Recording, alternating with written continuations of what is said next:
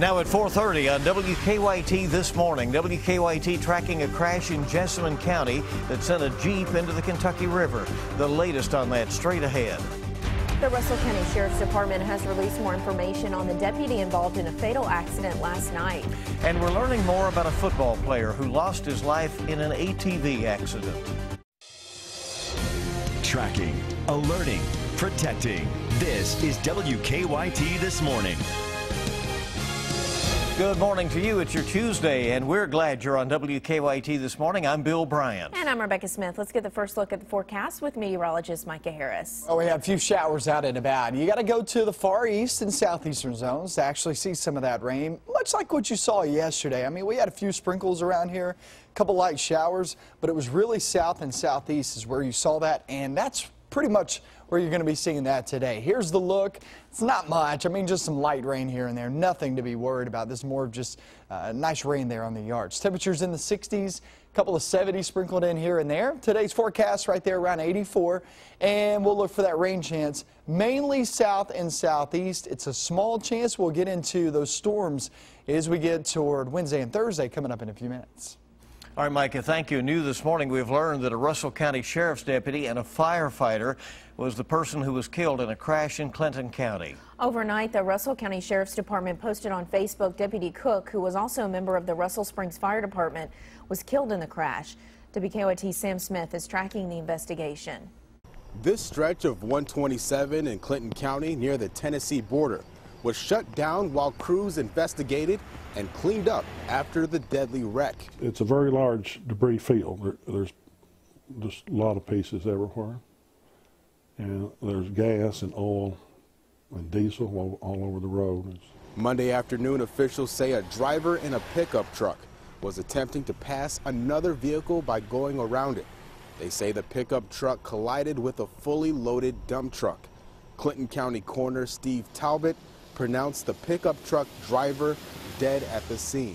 Talbot says this wreck was among the worst he's ever seen. The little truck that the deceased person had been driving was completely destroyed. He had struck a dump truck head on. The dump truck ran completely over his vehicle. Talbot says 39-year-old Sean Matthew Cook of Jamestown was killed. He says no one else was inside Cook's truck and no one else was injured in the wreck. He says Cook was a member of the Russell County Sheriff's Office. Kentucky State Police continue to investigate the crash. In Clinton County, Sam Smith, WKYT. And state police say US 127 has reopened. Bernard Funeral Home in Russell Springs is handling funeral arrangements. Also new this morning, a woman was hurt overnight in a car crash in Jessamine County. The crash happened on Lock 7 Road just south of Wilmore around 1 o'clock this morning. Firefighters say a Jeep with 3 people inside went over a cliff and into the river. A woman inside was knocked unconscious in the crash. They say 2 of those people were able to get the woman on shore, where firefighters then pulled them up to the road. The woman had to be flown to UK Hospital this morning for her injuries. We're not sure exactly how badly she is hurt. The others are expected to be okay. The cause of the crash under investigation right now. And new this morning, we're working to learn more about the death of a football player in Campbell County. The Campbell County Police Department says 21-year-old Mitchell Kramer was found dead Monday morning riding an ATV. Kramer died the same day he was supposed to start his junior year at Thomas More High School.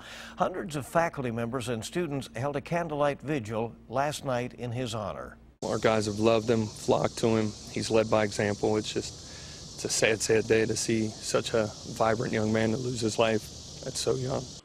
Police are not sure what caused the crash. They say Kramer was the only person riding the ATV. Well, WKYT is tracking a crash we brought you last night in a breaking news alert. Police say a woman suffered life-threatening injuries after being hit by a car. Police were called to the intersection of New Circle Road and Broadway around 10 o'clock last night. Officers say the woman was crossing North Broadway when she was hit. She was not in the crosswalk at the time. When first responders arrived there, they rushed her to UK Hospital with life-threatening injuries. She was crossing just behind the gray Chevy Impala, and she was crossing from the Shell station back over to the Hardy side of Broadway. Okay. And that car was headed outbound on Broadway.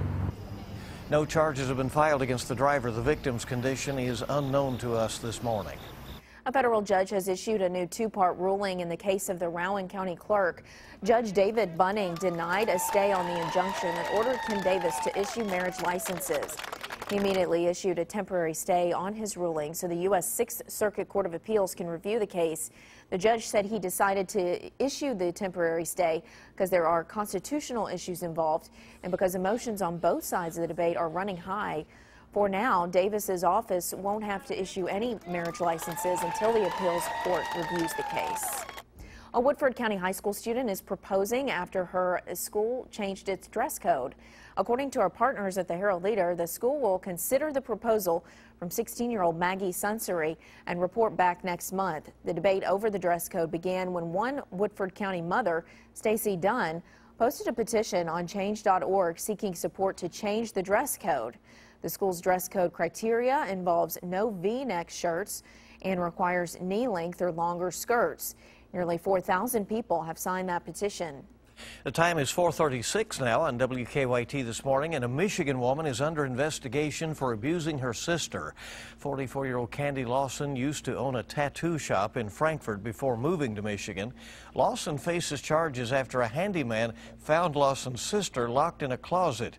Weighing only 74 pounds, the woman suffered from malnourishment and dehydration. Friends of Lawson say she was a kind woman who they never suspected was capable of abuse. I'm just as surprised as everybody else. She was always nice to me. She was pretty much like family.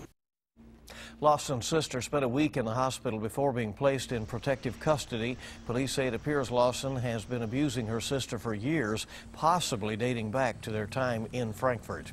A Laurel County father has been arrested after police say someone found his toddler wandering alone outside. The Laurel County Sheriff's Office charged 25-year-old Danny Jones Jr. with endangering the welfare of a minor and public intoxication. Deputies say a woman on Delbert Hodge Road found the 23-month-old child crying on her front porch yesterday afternoon. They say the child was only wearing a soiled diaper and appeared to be hungry and thirsty. Deputies say when they went to Jones's homes next door, he told them that he had just woken up and that he thought the child was supposed to be with the mother. The child is now with other family members. A grand jury will consider the case against two men arrested for a Clay County murder. Police charged Roscoe Henson with murder and Thomas Miracle with solicitation to commit murder. During a hearing yesterday, the judge decided there was enough evidence for the grand jury to look at the case. Police say Miracle offered Henson $5,000 to kill Trevor Dykes last month. It's the first time, we really come in eye to eye with the suspects that they think killed Trevor, and that was the hardest part, look at those guys. Police say Dykes was shot outside his home. They think Miracle arranged to have him killed because of a custody battle. Investigators hope some newly released surveillance pictures will help them track down a couple of burglary suspects. The Jessamine County Sheriff's Office says the pictures show the suspect's car. They say 2 weeks ago, the two men broke into 4 homes near the Champion Trace Golf Club and stole jewelry, money, and electronics. On the day of the burglaries, investigators say a deputy spotted the car, but his cruiser crashed before he could stop them. He was injured in the crash. These suspects ran on into Fayette County from the scene that day. I think it's a very callous crime. Well, deputies say they've increased patrols in the area where the homes were broken into. They say if caught, the suspected burglars will also face charges connected to the crash that injured the deputy. Vandals have damaged a Martin County church, and the Martin County Sheriff's Office says it is being investigated as a hate crime. Members of the Calf Creek United Baptist Church say the vandals covered one side of the building in offensive graffiti. The vandals also removed outdoor utility wires and pipes and tore up a fence there. The time this morning is 4:39, and WKYT this morning on your Tuesday is just getting started. Whether they're making you proud or making you want to pull your hair out, kids have a tendency of bringing on the waterworks. Moms Every Day has that story coming up. And we're looking outside, seeing a couple of showers down toward the south and southeast. Today's kind of your smaller chance of rain, but we do have some upcoming storms to talk about during midweek. I'll have that coming up next.